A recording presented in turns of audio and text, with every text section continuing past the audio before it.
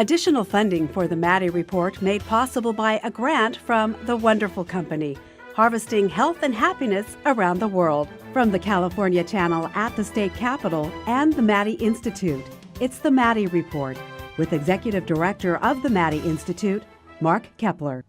Welcome. The 2018 election was a landslide victory for Democrats in California, capturing every statewide constitutional office and supermajorities in both houses of the legislature.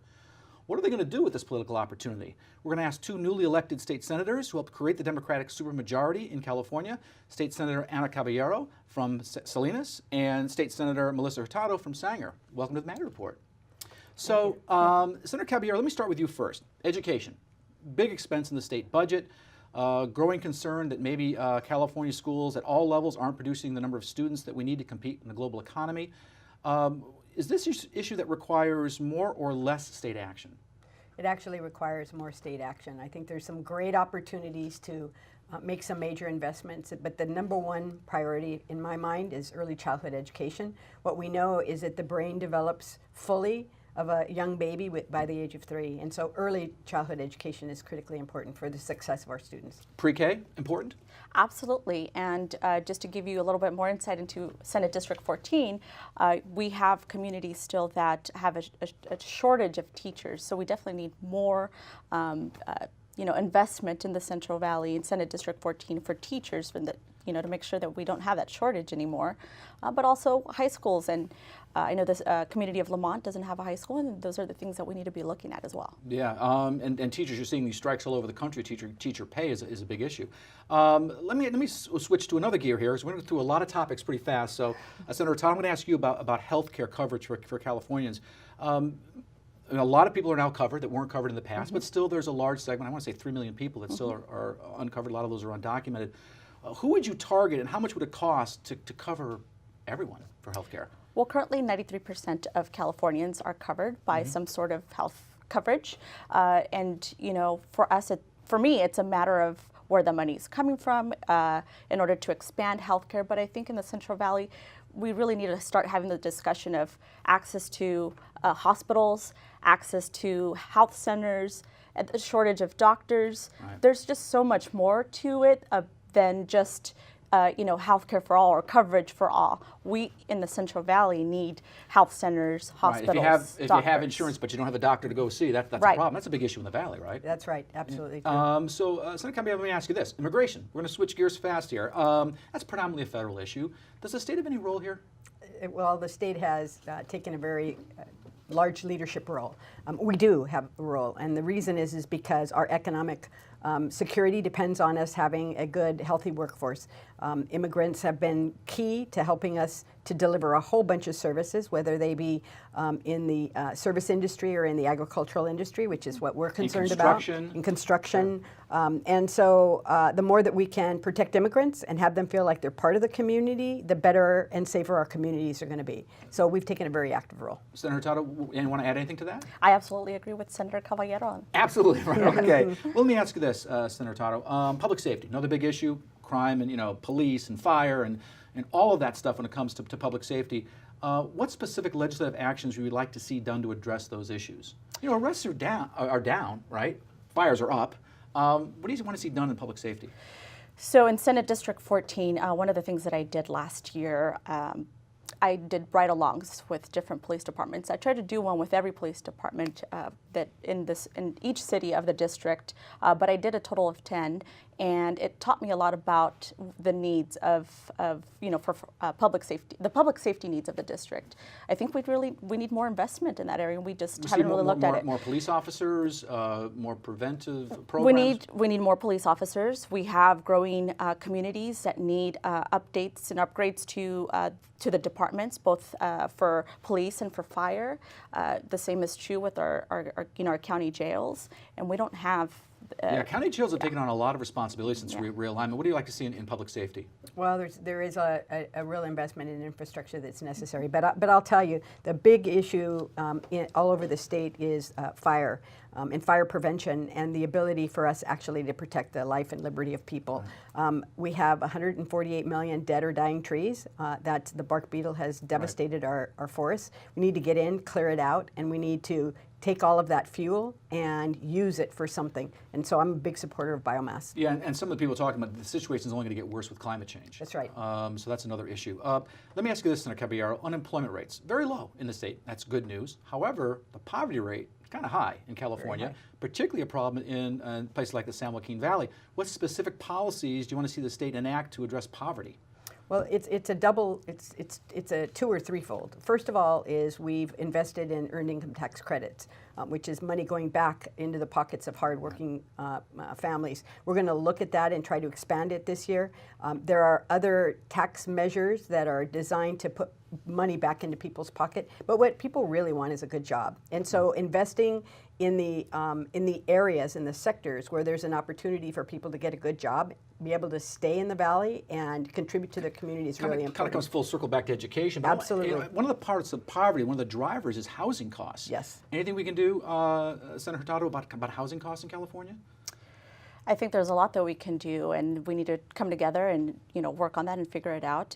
And to me, it's about affordable housing for those that need it, but it's also about ownership too. Let me ask you this: it's kind of a hot potato issue. So you may want to decline to answer, but what about CEQA reform?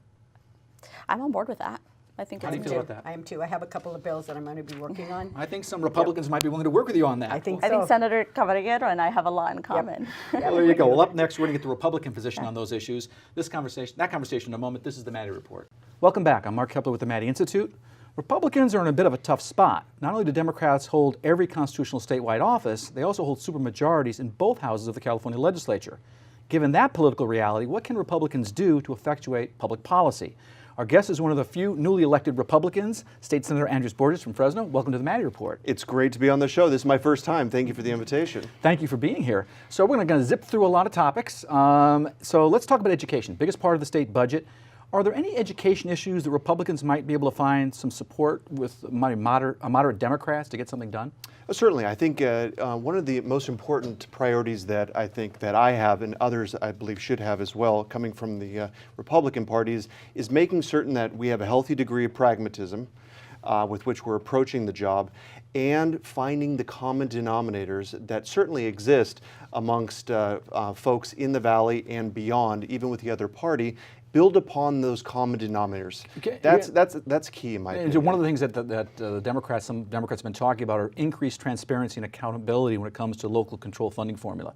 I'd assume that you'd probably support something along those lines. I've always been a proponent of local control. Obviously, transparency and accountability are things that we should always pursue. But I think in terms of the common ground that Republicans and Democrats can agree upon, vocational training. And that's really big in our neck of the woods, right. Especially with the percentage of folks that are below the poverty line, some of the difficulties of upward mobility. So not everyone necessarily needs to go to college, even though I'm an educator myself and just like you believe in higher education. We also want to make certain that education is applicable, so that the vocational training is a big deal, particularly in inland California. Let's talk about healthcare. So Governor Newsom has talked about controlling prescription costs by having all the state agencies collaborate and coordinate their purchase of prescription drugs. What do you think about that? Well, I represent Senate District 8, and for the listeners, this is one of those very large. Geographically, it's huge. It's huge. It's Death Valley to Sacramento, so that covers 11, all or parts of 11 counties. So there's a lot of folks that I have to listen to and work on their behalf. One of the things that is really key that I've heard from folks, especially with our aging population, the cost of pharmaceuticals. that is really a challenge. And so I think we're still looking at what the details are about bargaining powers and making certain that we leverage our bargaining position with certain producers. I think that warrants a close looking into.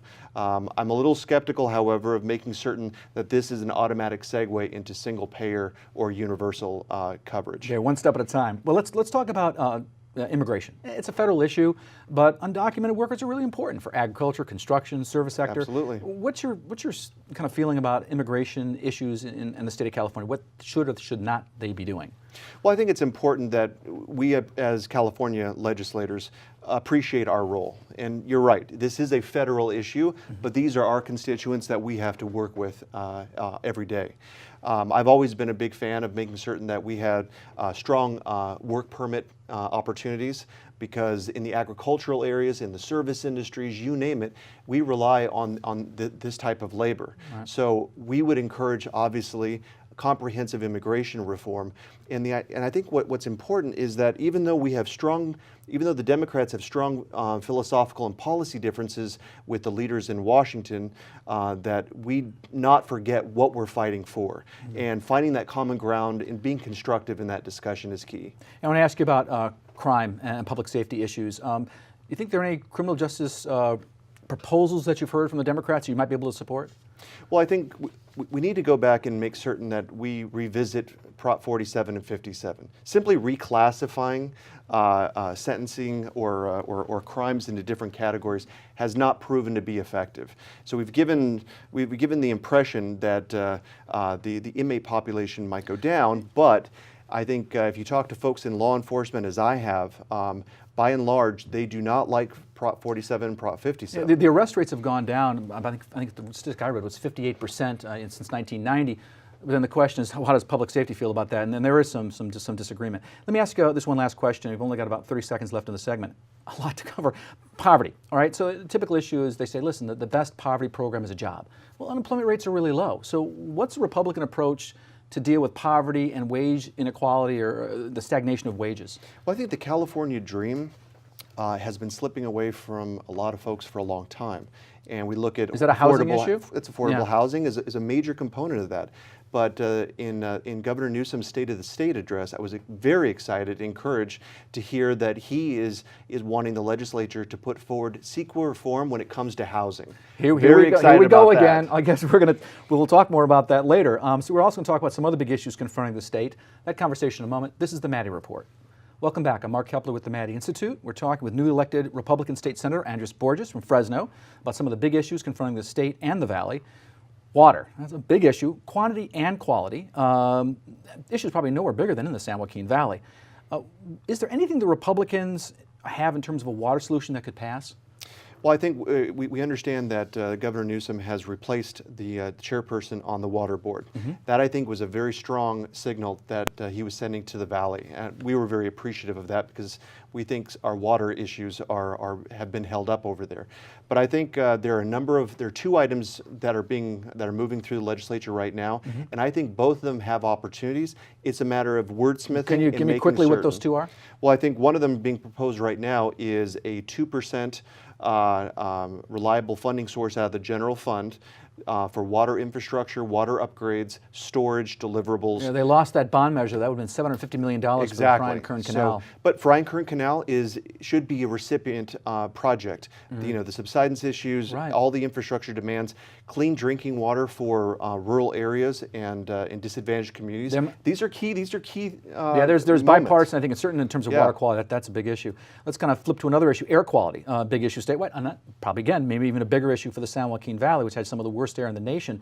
What can be done to help those areas that are adversely affected by poor air quality? Well, this has been a perennial challenge, because geographically the valley is in a bowl and everything that comes in tends not to leave. So this is a real difficult challenge, one that has become more acute over the last year or so with the wildfires.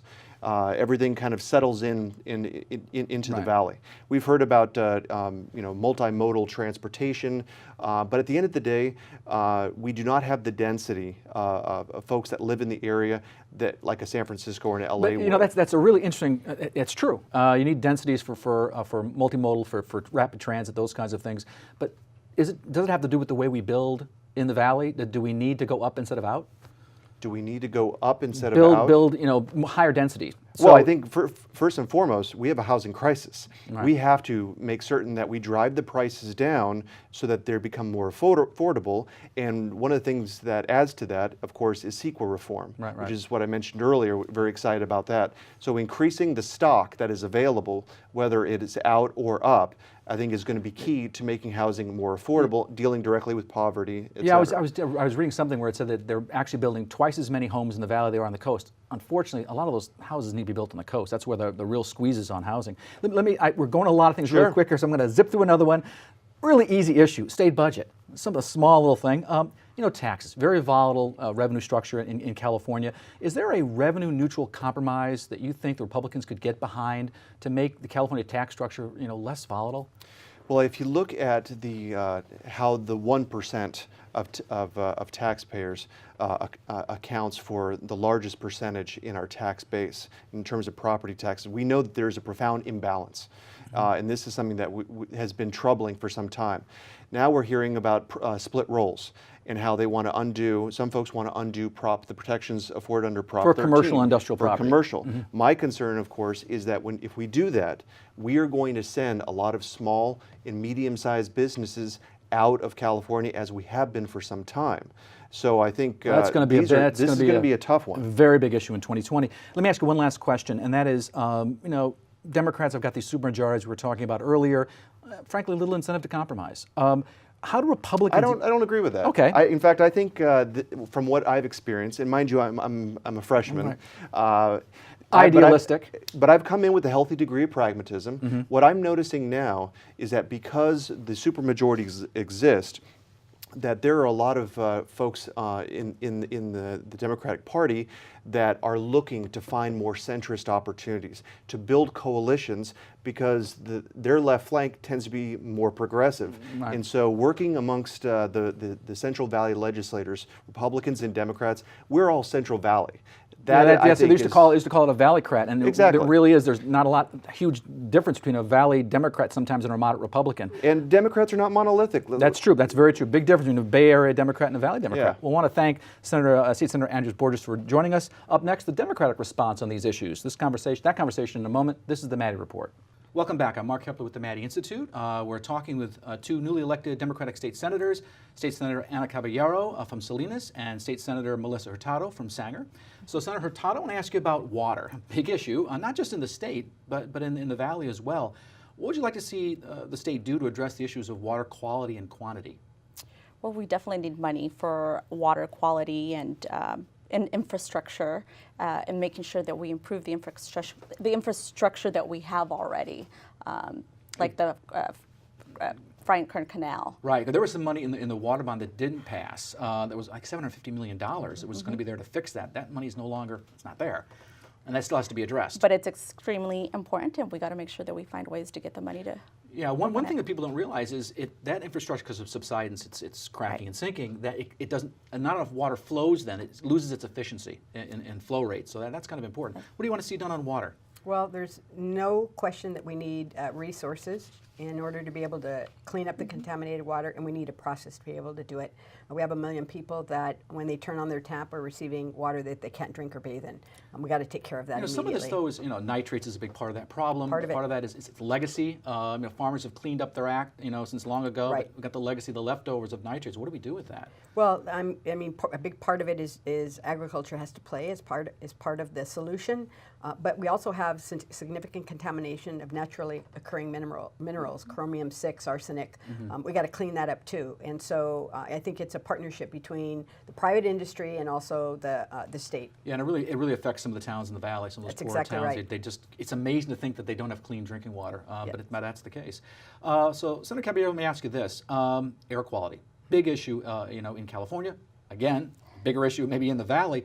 What does the state need to do to address that issue without impacting the economy adversely? Well, the reality of the situation is that a majority of the air pollution that's created is not created in the valley. It's created in other communities. It's created in the bigger cities. And what happens is it moves into the valley and it settles there and can't get out. So ultimately, we've got to do everything possible to reduce our over-reliance on fossil fuels. And that means we have to fix our transportation system so people don't have to, number one. And two, we need to build affordable housing, or housing that's affordable to the workforce, closer to where they work, so that they don't have to commute. Yeah, that is true in your area. By the way, Salinas has among the cleanest air in the nation. It's amazing. Right. But in the northern part of the valley, we do get some of the Bay Area. As you go further down the valley, that's less of an impact as you go down the valley into Bakersfield. But in the northern part of the valley where you are, that is true. Air quality, big issue. Transportation, another big issue. What do you want to see done there? More investment in transportation for the valley and overall for the state of California. And I think that will significantly help with the air quality so more in money, the valley. so more roads, multimodal, more trains. What are we talking about? I mean, I think we need to kind of focus on this Central Valley a little bit more. We don't really have the transportation infrastructure that we need, right? So you want to like see other 99, parts. 99, a 6-lane road? It's a little bit of everything, right? We need to work on the roads. We need to have light rail system. Do I even ask you about high-speed rail? Do you want? You can ask me about that. Okay, Let me what do you think about just tell you high-speed that the high-speed rail is a great addition to the valley. And we're going to need to hook it up to every system possible. But here's so I support high-speed rail. I think it's the way to go. But here's the challenge, is that we need to take our greenhouse gas dollars and create opportunities to do public transportation into the suburbs and into rural California. We've been completely cut out of receiving those funds. For good reasons. You put them where there's a big population mass. But until you start including us in that whole system, then we feel like we're left out of the picture, and that it's not important to the state. Let me switch gears again, and we're doing a lot of topics. Let's talk about the tax system. Notoriously volatile in California, over-reliance on maybe capital gains of the very rich. Is there a revenue-neutral compromise that could be struck to kind of make the tax system a little less volatile?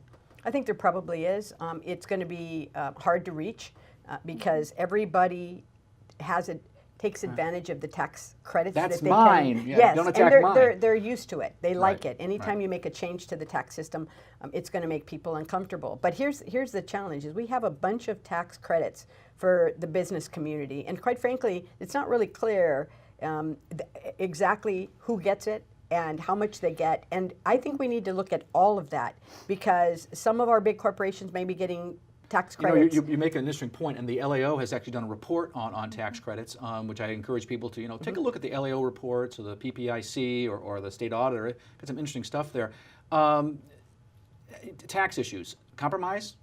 I think we need to take a look at it, and we should come to a compromise if there's So an we're option work across available. that. So let me ask a follow-up. Assuming that no one party has a monopoly on good ideas, how do you allow for the Republicans, who are in the super minority right now, to come to the table and kind of put forward their ideas?